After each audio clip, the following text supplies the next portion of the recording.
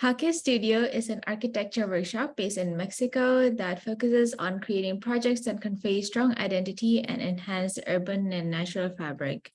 Since its founding in 2017, the firm has been committed to creating spaces that provide unique and comfortable user experiences through the pursuit of pure forms, aesthetic implementation, and also the use of natural materials surrounded by context. Today, we are joined by Jesús Acosta Martinez, the founder and principal of Jaque Studio, to converse about crafting biophilic identity in modern architecture. So happy to have you here. Thank you very much. Happy to be here. It's the pleasure is ours. So will you first tell us about your background and about the studio as well? Yeah, well, basically we're a young firm, but I founded 2017 in Tulum, in Mexico. I'm from Mexico City originally, but I have always been happier living next to the sea. I had the opportunity through my life to live in the Gulf Coast of Mexico. I also lived in Barcelona. I did my master's in Australia in Melbourne University. So when I came back from my master's, I just wanted to get out from Mexico City, and I was deciding between the Pacific or the Caribbean in Mexico. So at the end of the day, I had a very close friend of mine that lived in Cancun, and he invited me to work with him. And I was working in Cancun with him, doing residential housing projects and also hospitality. 2 years there, and then I saw an opportunity in Tulum because it was a city that was growing, and I met someone that we clicked in a way that he was a builder and he needed an architect to work with to make like a partnership.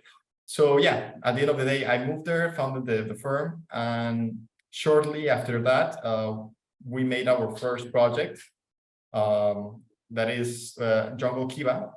It was a project that was very well received throughout the media, the social network, and also in some architectural magazines.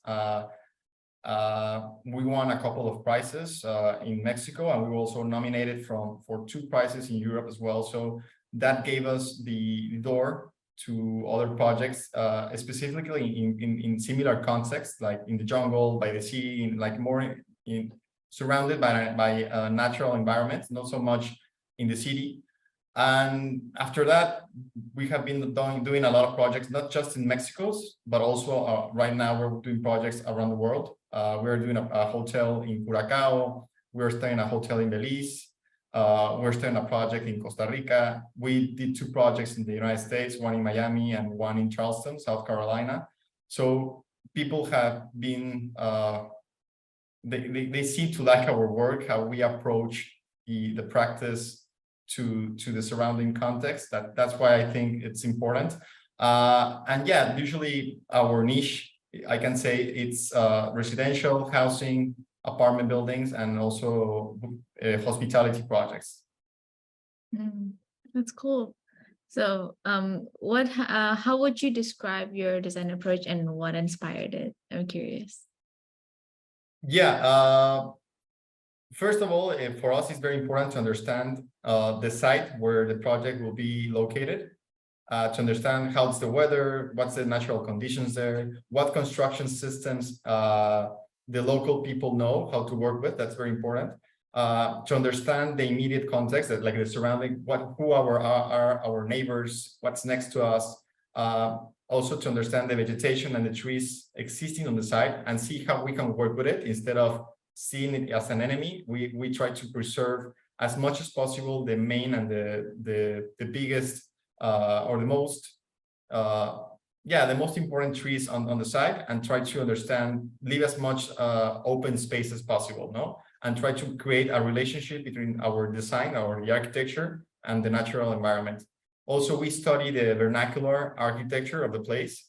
This means that how the constructions or how buildings were designed prior to the AC era on each of the sites. And also we understand, it's very important to understand the program of the client, like then what he wants us to design, what are his needs. That's very important to understand. everything specifically, if we're doing a house, how he lives, how he decides to use the kitchen, how he usually uses the bathroom and the closet, and like what is his day-to-day experience. And we, after he transmits that to us, our job is to materialize that into something physical. We don't tell him how to live. He has to tell us how he wants to live, and we need to translate that to something physical. And also, we always think in ways in which how we can innovate and not just do the same in each of our projects. How can we make things different? How can we understand or see, like what's the soul or the concept of that particular project? Because each client and each location is completely different from the other one. So we try to not just, there's a line of design that we like to work with, but each project has to have its own identity and soul. We also study projects like reference projects around the world. Like I said previously, when I was talking to you before, like how projects in similar contexts like ours work, and how can maybe we implement that in a way that it complements and benefits the project that we are working in. And also we work on design schemes that are logic based and common sense. Like some of the stuff are very obvious how they have to be solved. We don't try to make ourselves more let's say we don't step on ourselves, trying to make something very innovative and that becomes a problem later on. We always try to work on a logic based framework. And also we need to understand what the rules of the game are. Like sometimes, or most of the cases, each side has its own restrictions, coding, setbacks that you need to comply with. But in some cases there are none. And when there are no rules, we try to set some rules for ourselves, because I think architects need to have some kind of framework, because if we have just like a blank page, sometimes it's difficult for us to make something, So one example can be to work with a frame of 5 meters by 5 meters and try to, like, all of the structure responds to this frame, or there are some rules that we set on place that make sense on that project that guide us throughout the design process. Yeah, that's super cool. So in your opinion, what made biophilic design different from other design approaches? Or more like what I'm very interested in is how does injecting biophilic identity in modern architecture kind of enhance that user experience or livability of a space? For me, not for me, basically what it means for everyone, it means designing with logic and seeking the presence of natural elements in each space of the project, understanding the benefits that this brings to humans, especially to our mental health, and working in conjunction with the site conditions rather than against them, and making the natural environment your best ally instead of making it your enemy. So I think that's what the approach needs to be. Basically, is that's what I would think it is. That's cool. In your years of practice, what do you think are the senses in biophilic design that maybe we need to be more sensitive about, or like what aspects of it? Yeah, just to also give a more background on this, like it has been scientifically proven that designing spaces with this type of premises and solutions leads to a healthier human life. So it means increased efficiency at work, improved mood, like your mood is better, and also it generates more welcoming spaces, and also it even solves issues dealing with depression. So that's important, and humans have a natural tendency to seek the connection with nature. And I firmly believe that architecture can benefit and foster this connection instead of distancing us from it. So we basically evolved with throughout millions of years in the natural environment. So it just makes common sense to that our architectural projects respond to this condition, to the natural condition. It's something that occurred because we, in the past, like our clothing, our architecture, if you visit a place, you understood the the natural conditions of that site by just seeing the architecture and the clothes, you know, because if you went to Thailand and you went to Mexico or you went to the north, just by seeing the architecture or seeing a picture of that, you would get an idea of how the weather was, what was the natural environment with. But then with the Industrial Revolution and with the invention of the AC at the half of the last century, at the middle of the last century, we got disconnected from our environment because we now could control our temperature in our like in the interior spaces of our houses, our office, in the factories. So there was a complete disconnection with regarding the natural environment. So you went to Barcelona or to New York and you could see the same exact building, and it didn't make any sense because you're in a completely different part of the world with a different society, different culture, different weather. So this disconnection, in a sense, made architecture more impersonal, and yeah, and there we forgot how to respond to that, to the natural or to the context. And now I think it's in a way very important to get back to that and see how architecture was designed before that era, and how can we mix it with contemporary design. In that way, there's a necessity for that, because not just our health and our and the way how we live, but also architecture, in a sense, comes in hand with passive design. Biophilic design comes in hand with passive design solutions. So that makes our buildings more energy efficient, more sustainable. Our footprint is much lower, and that comes in hand with the goals that we need to set up in order to make our cities and our built environment more energy efficient, in a sense. That's cool, which makes the perfect segue if you want to share with us one or two of your projects that successfully blend nature and architecture, while also infusing meaningful impact to the surroundings. Yeah.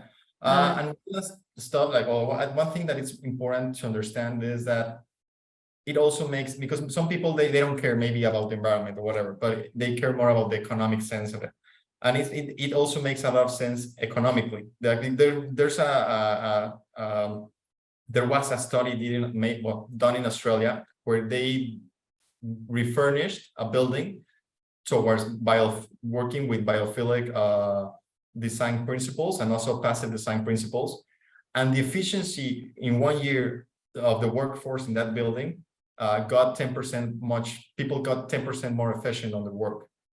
If you translate that translates to millions of dollars in money, because if you are more efficient, your output is bigger. So it also makes more sense economically. It's not just a thing about nature or health or whatever. It's a win-win in every aspect or situation of our lives.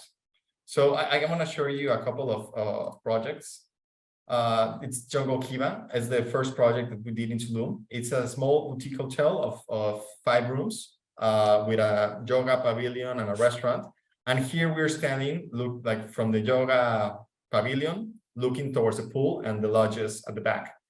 So in that, biophilic design means that in every space that you design on any project, you have access to natural sunlight, to cross ventilation, to a view towards some green element, let's say a tree or a plant.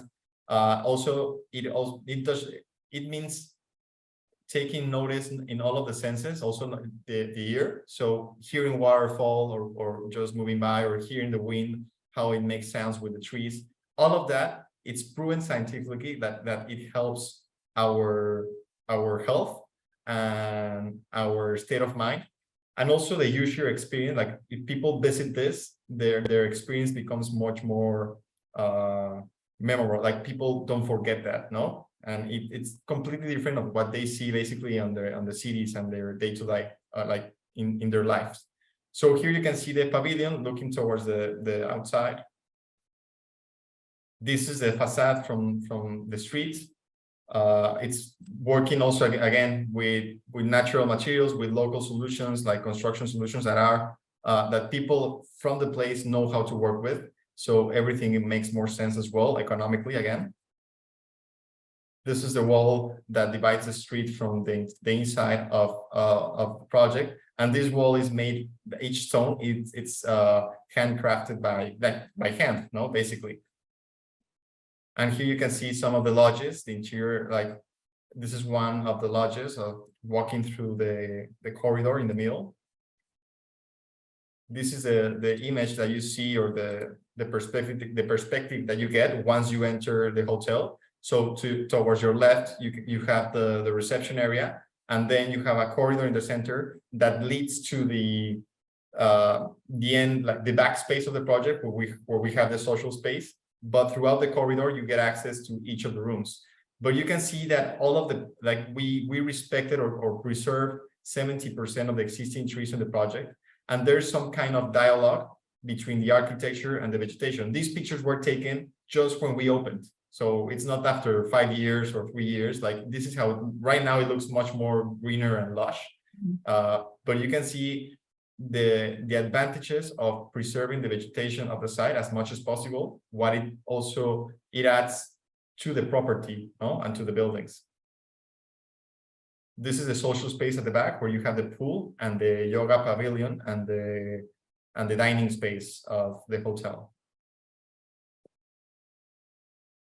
And the interior of the rooms, as you can see, we have, when we get back to that, these are the interior of the rooms where you can see the bathroom space, how even in the bathroom, the typical hotel in the bathroom, you enter the room, you go to your right or your left, and there's this bathroom, and you have an extraction, a mechanical extraction to extract the air, but usually you never get a view towards the outside, no? So for us, bathroom is one of the most important parts of the experience when you're traveling. Like every time I travel, the bathroom has to be something special for me. So that's why in our architecture and our designs, we always take a lot of care of how the experience of going to the bathroom, bathing, showering, it's going to be. So here you can see another image of the bathroom. So if you are standing in the shower and you look up to the sky, you will see the trees and the leaves. Obviously, there's a mosquito screen, so you don't get attacked by insects. But the idea is that you have a different experience of what you get on your maybe on your house or where you live. Here, like you said, we have a hot weather throughout the year, so this makes sense in a weather like in the Yucatan Peninsula. This could also work. I saw this also when I traveled to India, and I stayed in a house, and the shower was outside, and I said, why we don't apply this in Mexico? So that's why we decided to do this, and it has been one of the things that people comment the most and they like most about staying in this hotel. So we have used this solution in other projects as well. But you can see that in every space of the project, you have natural light coming in, you have a view towards the outside. So it creates a lot of benefits and the experience becomes much more memorable. So we will think that this is, I'm not saying that I'm the master of biophilic design, but I believe that this, in a sense, transmits that. No, when you are there, you feel that you're in contact with nature, although you're still in a built environment, you know? And I don't think those two, like the built environment doesn't need to be separated from the natural environment. I think we can blend this together because we evolved throughout millions of years on the natural environment. So we have a natural tendency of being in these kinds of these types of situations, no? Instead of just being enclosed in a box in the middle of a building with artificial light and AC. Jungle Kiva, the project you just saw, it was finished like 6 years ago. And if you go right now, it looks like beautiful, more beautiful even, no? Like each time with the years, because you can see how the landscape it's making this, it's invading in some way the architecture, and that to see that evolve and throughout the years, it's amazing. Yeah. So because you also leave space for that to happen, because if you just go to a construction site and remove all the vegetation and build and then go and plant some trees, you're destroying the essence of that space. But if you just go, obviously there's an impact in any project. Even in Jungle Kiva there was an impact because there's no zero impact. But if if you preserve as much as possible, and not just preserve but regenerate the landscape, the benefits throughout the years, it's gonna be much better for you in your project, and it also you will be preserving and enhancing some of the soul of the site. I don't know how to explain this, but you get to take care of the site in a way, and at the end of the day, you are forming part of the place instead of just invading and destroying. The last project I'm going to show you right now, it's a house that we just finished at the end of last year. And it's in many ways very similar to Jungle Kiva regarding the principles of design and the approach with architecture here. But the site is also beautiful as well. It's in Tulum as well. So this house, it's in a lot, 2,500 square meters. So it's 50 by 50. So it's quite big, and it has like a small cenote. It's more like a water element or a water body on the side. So obviously our idea was the house to look towards that small pond or lake that we have on site, and also to have this connection between the pool and the lake down here. And it's a one level. We don't have 2 stories here. It's only one level design in an L shape. And this gave us the possibility to have very high ceilings within the interior space. And that also has a lot of benefits regarding temperature and how you get to leave the space. But as well, every space on the house has a direct connection to the outdoors. Obviously, you get protected. Obviously, we need to understand the site, and the orientation that we open towards to is the north, because we don't want it's very hot, so we don't want natural sunlight coming in directly into the interior spaces. So it opens up to the north and the northeast, and it gives the back towards the south and the west, where usually the hottest hours of the sun happen. And also trying to use materials that blend in as much as possible with the colors that you see on the natural environment that surrounds you. You see the green, the gray, the beige color of the leaves, and we try to emulate that as well with the palette that we use throughout the project. And at the same time, you get to choose if you want to open up or close. We also like to provide, because it doesn't mean that you are exposed to the natural conditions, and if it starts raining or there's a storm, you get affected by it. But it means giving the possibility to the user to open up to the outdoors or close if he needs to, and turn on the AC, because all of these spaces have AC as well. So I'm not saying that AC is the worst thing ever. It's very useful, and it's one of the best inventions that we have created in regards to the built environment. But the excessive use of it has created a lot of issues, also, like basically with our natural health and also with the consumption of energy. So maybe by doing designs like this, instead of using the AC throughout 12 months of the year, you use it maybe 3 or 2 months, when you have the hottest weather, then you turn it on, and the other 7 or 8 months you don't need it, and you just work with the cross ventilation. So here, for example, we have the living space, the social space of the house, and we can open up to the back and to the front, so we can have cross ventilation. Mm-hmm. Here we have sunlight coming in because it's early in the morning, so it's when the sun is rising. So that's when we took this picture. But most of the day, the sun is at the back of this, so you don't have that sun hitting you directly. And in the morning is when you want to receive sun, because you're waking up, you want energy. That's when it's well received. But after that, you don't need the sun coming into your house, especially in this part of the world. If you live in Denmark, you want the sun all the day, you want to take as much sun as possible. So the architecture needs to respond to that as well. Even in the kitchen, if you're washing the dishes, instead of putting a backsplash, we put a glass window, so you're washing dishes and you can have that contact with a tree or a plant or the natural sunlight. That's really nice. Here again, in the bathroom, we have a hot weather throughout the year. So how can we have like an indoor-outdoor experience where you have a garden in the bathroom area? I think that maybe this is not possible in the North Hemisphere, but here we don't need to do the bathrooms the same way. We need to figure out what works here and what works in other countries. And one last thing that I think is important, that we are, like in our practice right now, we see the use of timber as the material of the future.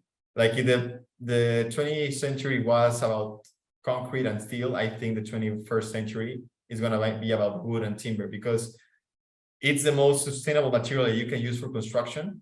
And now with the cross-laminated timber solution, or the CLT, or the CLT timber, it's even more capable of withstanding weights and loads and concrete. And also it stands heat and fire far better than steel, for example.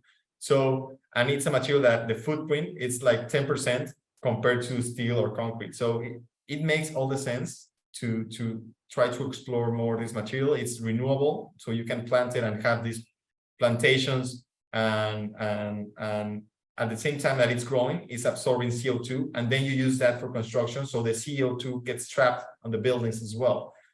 So there's a lot of benefits, and also it makes us feel better as well. We humans love how it feels, how it smells. So thinking of what benefits the materials that make the structure of a building work can also be helpful or benefit us in many ways. Yeah. Obviously, it needs to be sustainably sourced, because there's a lot of forests that get chopped without any proper forest management. But in Europe, for example, especially right now in Europe, since they have put in place a proper management of the forest, they have increased, since they began using wood for construction in the last 10 years, the amount of surface with forests has increased compared to the last 20 years or 30 years. But well, this is another example of what we think can be described as biophilic design. Obviously, I think there's always space to learn more and to see new approaches. It's a learning process. But yeah, we for sure think that the projects that we think are the most successful in our firms are the ones that where we have the clients be on board with us on having this connection with nature and on preserving and enhancing the natural environment that surrounds the project, and see it as an ally instead of something to deal with. So to change that mindset, I think that's the first step, and then just let creativity do its job, and also to understand that everything is not as complicated as someone thinks. Usually the solution is right there in front of you. And yeah, basically that's it. It's super cool. So lastly, how do you foresee the importance of making a biophilic identity in future architecture? And what do you think will be the greatest challenge and opportunity when crafting one later in the future? Basically, it's part of what we just talked, that biophilic design goes in hand in way with the practice of passive design. And to achieve one, you need the other. By designing with these concepts, you result in architecture that is more energy efficient and that has a lower carbon footprint. And if we want a more sustainable future and a better quality of life, we need to promote or push these types of practices and working methods. It makes sense economically, in health. It also emphasizes cultural identity. And it's also a solution to create more regenerative or resilient cities as well, in regards with climate change. And the biggest challenge, like I said, is to eliminate the idea that designing these spaces in this way is more expensive, or that it's only for wealthy people, and to transmit that this knowledge and design approach, to the general public, helping them to understand the added value that it brings to their lives. Super cool. Out of this conversation, biophilic design means not only like including nature in our design, but also, as you said before, it's more of treating nature as ally versus something that's purely just like resource and materials. And that way, when we learn more about the context, about the site, the conditions, and also about the client's needs, that way we can make designs that are more sustainable in all aspects, not just environmentally, but also socially and also financially, right? Thank you so much for sharing today, Jesus. No worries. And I think like a message to architects as well is to try to transmit this to the client or the user, like to show them before you start with the design process, to show them the benefits that this will bring to the project and bring them on board of that. And usually they respond proper, like they understand it. Like I would say that in 95% of my cases, when I explain the importance of that, they get it, even though maybe they were not related to that in the past, or they didn't care about nature, let's say. Once you show them all the benefits and the added value to the project and how they will feel better and etc., they usually are open to it, and they embrace it. And yeah, it's just about trying to transmit this to people, and I think the response it will be great. And yeah, we need to change the way we have done our built environment. I think it's necessary and it's urgent. I agree. Yeah, so thank you so much for sharing today. Hope to see you again soon. I hope this helped, and thank you for the space.